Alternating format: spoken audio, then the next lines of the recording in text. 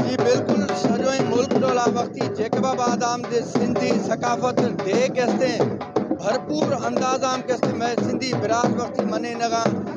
ए वक्ता press club आम ए केस्ते सिंधी बिराज रोजता C आम आवसी कल्चर आ केस्ते सेलिब्रेट कनगा व्याय देशाई मालूम कन ए वसी कल्चर रोचा छे तरीका केस्ते सेलिब्रेट कना नगा मने नगा सिंध झरके पई सिंध मुर्के पई सिंध अॼु ख़ुशी में झूमे पई अॼु जिते भी दुनिया के अंदर सिंधी रहंदा पंहिंजी धरती से मोहब्बत जो इज़हार कंदा पंहिंजी कल्चर से मोहब्बत पंहिंजी तहज़ीब से मोहब्बत पंहिंजी ॿोली से मोहब्बत सिंधी हमेशा पंहिंजे जेको आहे न अमन पसंद क़ौम रही आहे सिंधी सूफ़ियुनि जी धरती रही आहे सिंधी हमेशा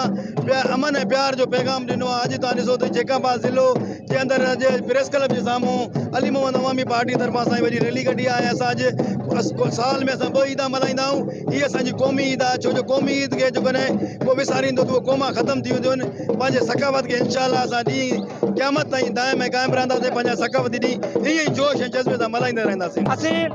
पंहिंजी सकावत खे उजागर करण जे लाइ ही टोपी ही पटको ही अजरक पाए करे इन जे करे निकिता आहियूं त पूरी दुनिया खे असीं मैसेज ॾियूं त असीं सिंधी आहियूं असीं पंहिंजी सकावत सां मोहबत कंदा आहियूं असीं पंहिंजे टोपी अजरक सां मोहबत कंदा आहियूं। हम सिंधी अमन पसंद आला तालीम याफ्ता और अपना क्या कहते हैं कल्चर रखने वाली कौम है और आज हमारा तहजीबी हवाले से ईद का दिन है तो इस दिन को हम अपने जोशो खरोश से ईद की तरह मनाते हैं।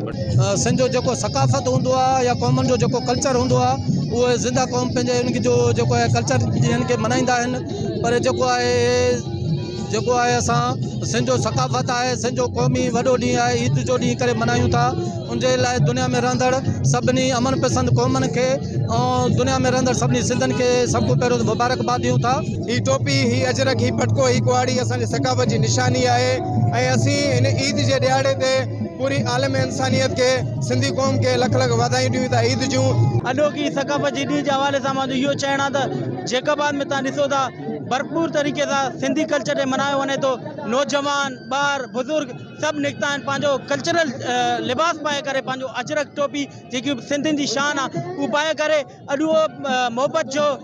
पैगाम ॾियनि था त सिंधी निहायती अमन पसंद ऐं मोहबत वारी क़ौम आहे ऐं मां दुनिया में रहंदड़ सिंधियुनि खे इहो ई पैगाम ॾियां थो त ख़ुदा पंहिंजे क़ौम पंहिंजे नंगे नामूद खे हमेशह यादि करो छो त जेका क़ौम आहे पंहिंजो कल्चर विसारींदियूं आहिनि तारीख़ में हुनजो नामो निशान मिटिजी वेंदो आहे। जी बिल्कुलु अॼु असांजा सिंधी ॿाहिरि पंहिंजो एकता जो ॾियारो भरपूर अंदाज़ सां मल्हाइनि पिया